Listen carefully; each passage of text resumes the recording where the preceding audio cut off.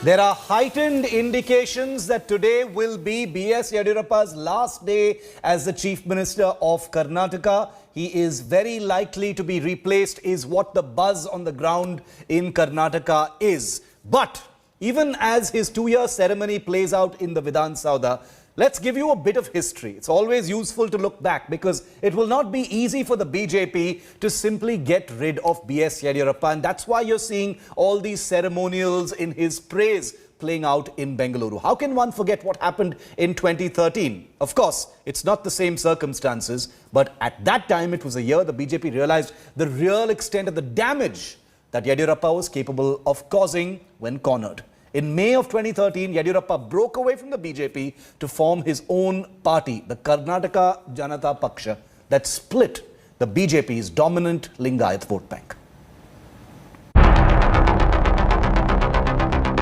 For many, B.S. Yediyurappa has always been the BJP mainstay in Karnataka.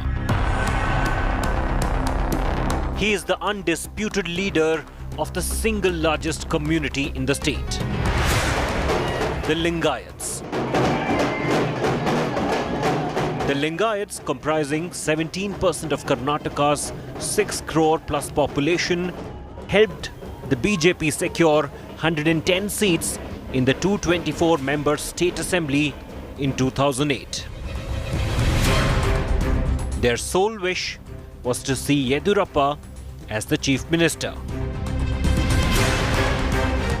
However, the BJP government's involvement in corruption and sex scandal was a major reason why it lost significant portion of its urban vote bank in the state in the 2013 polls.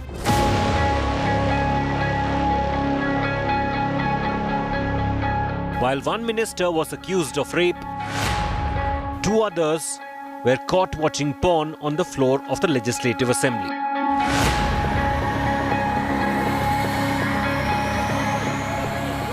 Besides, a dozen ministers, including Yediyurappa, were accused of land grabbing, cheating and corruption. The result was an all-time low for the party image.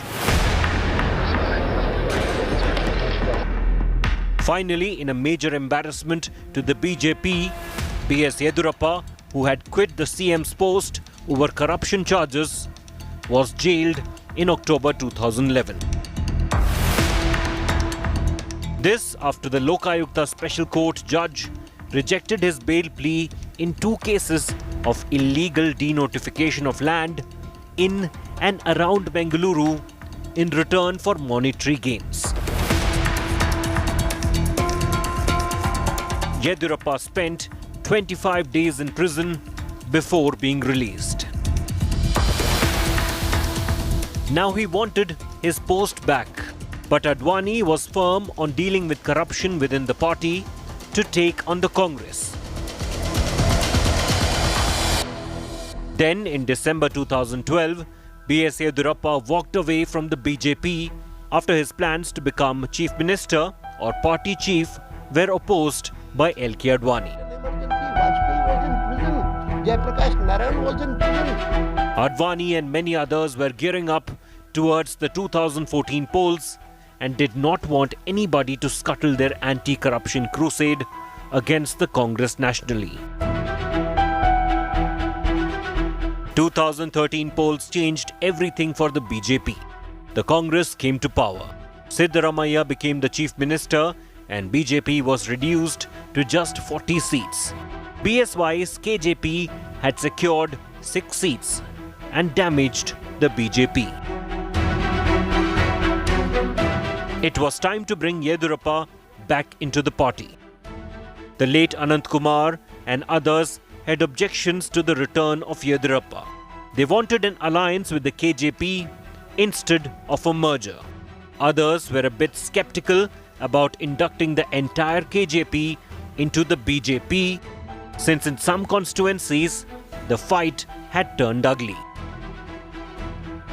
But bringing B.S. Yediyurappa into the party once again was of utmost importance, as Karnataka was the only state in South India where the BJP then hoped to perform decently in the 2014 general elections.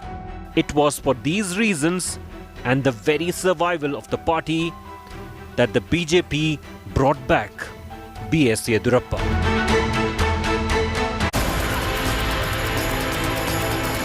After 2 years as Chief Minister, is it time up for Yediyurappa? Replacement rumble hits fever pitch. He'll just wait for whatever the High Command says, but till then he will go about with his work. It began with India Today's news breaks. All eyes now on the Vidhan Sauda. Karnataka all set for Yexit. Yexit suspense. Breaking coverage all